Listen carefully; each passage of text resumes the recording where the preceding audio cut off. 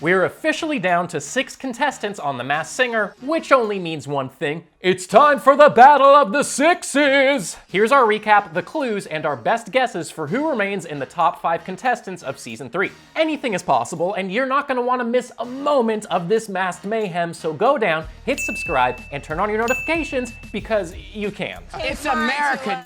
The Kitty, Frog, Rhino, Night Angel, Astronaut, and Turtle all brought their A-game to their performances this week. And who better to lend an ear on the judges panel than a world-renowned chef? What are you? An idiot sandwich. But they made it work! After each of their performances, the contestants presented judges with their masked munchies, which Gordon was very helpful with. Good job, bud. So, this week the Kitty performed a poppin' remix of Marilyn Monroe's Diamonds Are a Girl's Best Friend. Rhino left us all feeling blissful with Thomas Rhett's Die a Happy Man. You're like a glass of warm milk, and I'm lactose intolerant, Gordon. Frog hopped in with his own rendition of Imagine Dragons' Whatever It Takes. Night Angel once again killed it, performing Black Velvet by Alana Miles. Astronaut brought his all in One Direction's Story of My Life. And last but not least this week, Turtle played it safe with his performance of Stay by Alicia Cara. And he indeed got to stay, as it was the astronaut who got the least amount of audience and panel votes. So let's get into what hints the astronaut gave us this week that clued us into his identity. He said, "Last time I was in the bottom 2 and almost went bye bye bye. While I'm counting my lucky stars, I'm still afloat in this space race. I know I need to adapt faster to this new world." We then see a hand of cards that has a joker and 4 aces. He continued, "So you just watch as I work harder to become more human. Tonight, I'm rewriting the story of my life on this stage." He then pulls a crawfish out of a pond. After his performance, his masked munchie was a Mardi Gras king cake, to which he says, "This is one of my all-time favorite foods for celebrating. It's filled with sugar, butter, and tons of clues." The judges' final guesses included Jonathan Taylor Thomas, Ben Platt, Skylar Aston, and Hunter Hayes. William here is pretty convinced that it's Martin Freeman, but I don't think he's actually listened to the astronaut because Martin Freeman does not sound like a 20-something boy bander. Superboy got mine in Nicole's backs though, as the astronaut was of course revealed to be the one and only Hunter Hayes. The crawfish and king cake were both references to Hayes' home. His hometown is the crawfish capital of the world, while thousands of king cakes are served throughout Louisiana during Carnival and Mardi Gras. In fact, Hunter once gifted one to Ellie Kemper on the Ellen DeGeneres show. I can't quite put my finger on the Joker and Ace's hand of cards clue. Either way, that's another correct guess in my book, Hunter. Thanks for playing. On to the final 5 contestants of Season 3 of The Masked Singer. Up first, the Kitty hinted in her clue package, "I've been on many stages and played many roles in my 9 lives, but none have ever felt like they quite fit like this one." We then see a silver apple, this weird monkey Jack-in-the-Box, and the men in black dressed as Red Riding Hood and pirates. Later in her package, we also see a record that reads "Mind Your Manners" and "Seal Sisters." She finishes her package saying, "Tonight, I'm taking a cue from some of the great soloists I've performed with before to show a shiny new side of myself the panel has never seen."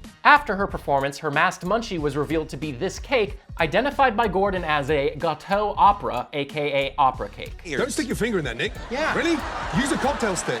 Gordon thinks she could be opera singer Charlotte Church, while Ken changed his guess to Leah Michelle, and Jenny changed hers to Eva Longoria. Some of you at home are still caught up on my previous guest, Sarah Hyland, but my punny friend Edward here is right. The Kitty is absolutely Jackie Evancho.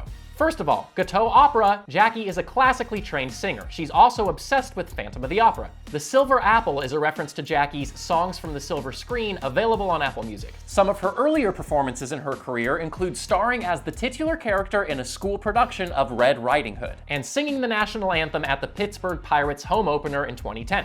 Mind Your Manners is a hint at Jackie's appearance on the National League of Junior Cotillions list of 10 best-mannered people of 2011. And Seal Sisters hints to her performance at the Beverly Hills Chefs for Seals event to support ending the annual Canadian seal hunt in that same year. The Jack-in-the-Box clue is obvious. Jackie, you get it. And finally, Jackie has performed with plenty of great soloists, including Michael Feinstein, David Foster, Kenny G, Barbra Streisand, and Susan Boyle. What up, doubters? Cat got your tongue?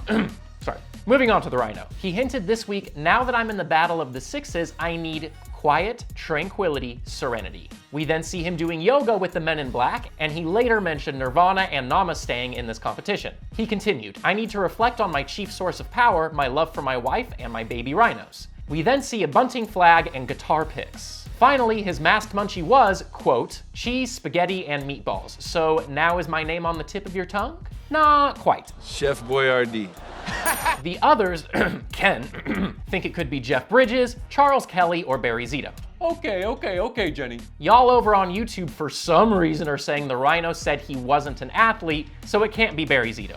No, Colin knows what's up because it's 1,000,000% Barry freaking Zito. Barry was raised in a, quote, spiritual metaphysical type church, and even used to do yoga poses in the outfield and meditated before baseball games, hence those spiritual yoga clues. Zito had 2 sons with his wife, as hinted in the clue package, and that bunting flag was definitely a reference to the time he famously secured a World Series Game 5 win against the St. Louis Cardinals with a run-scoring bunt in 2012. He started playing guitar in 1999, and the Italian dish was totally a hint at his last name, Zito. Like, bake ziti?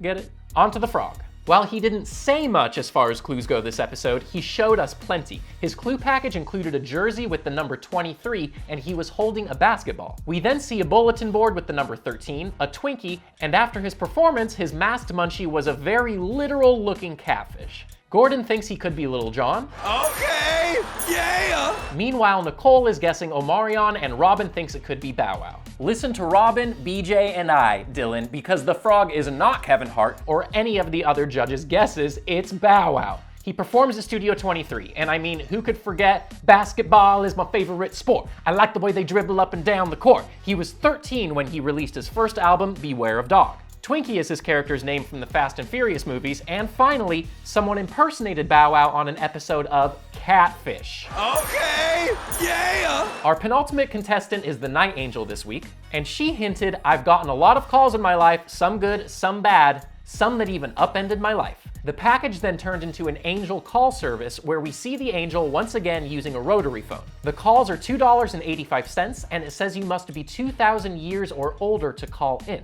We also see some fish hooks in the clues. After her performance, it was time for the Night Angel's masked munchie. Please make it something edible. Sorry, Gordon, it was, I'm not even kidding you, crickets on a stick. And Nick freaking ate one. That might be the worst thing I've ever done on television. Debatable, buddy. Well, after that, the judges guessed Chili from TLC, Dawn Robinson, and Jenny's at it again with her guess, Candy Burris. Muffin and Gloria think she could be Lil' Kim, and I don't hate you, Muffy baby, but you're definitely wrong. Mike's got it here. The Night Angel is without a doubt Real Housewives star Candy Burris. The phone is a reference to Xscape's second album, Off the Hook. She opened a second location of her restaurant, Old Lady Gang, off Interstate 285 in Atlanta. And the year 2000 was a solid year for Miss Burris, during which her song No Scrubs won a Grammy Award for Best R&B Song. She also became the first African-American woman to win the American Society of Composers, Authors, and Publishers Songwriter of the Year Award, and released her first solo album, Hey Candy. Hey Ken, a watch and learn. Last this week is the Turtle, and he too showed more than he said in his clue package. We saw a giant chessboard, a clock that had vintage 1879 on it, and showed the times 3:23 and 9:14. After his performance, his masked munchie was chips and apple salsa? Who in the hell put apple? All right, Gordon. I'm so sorry for that, Gordon, and I'm also sorry that you guessed wrong. It's not Adam Lambert, Gavin DeGraw, or Zayn Malik like the panelists think. Harmony, tell your mom it's definitely not Billy Joe Armstrong either, because we got this. It's Jesse Teen freaking Heartthrob McCartney. That's his full name. He has a song called Checkmate. He's an Aries, hence the ram, and if you rearrange the 1879 on the clock, it's 1987, his birth year. The chips and apple salsa is a reference to his birth state, New York. Not quite the Big Apple masked singer, but close enough. And finally, 3:23 is a reference to March 23rd, 2018, when McCartney released his first song in 4 years, which was about his now fiance, Katie Peterson. And 9/14 happens to be the date the two of them got engaged last year. Ah, fuck you. And that's it. Those are the best guesses you're gonna find on the internet, people. Okay, yeah! But of course, if you disagree with me, I mean, you're wrong, but that's fine. Let me know in the comments. And while you're down there, hit like, hit subscribe, turn on your notifications. We're not only recapping The Masked Singer every week at CinemaBlend, but we're featuring your comments and guesses in our videos. You don't wanna miss it.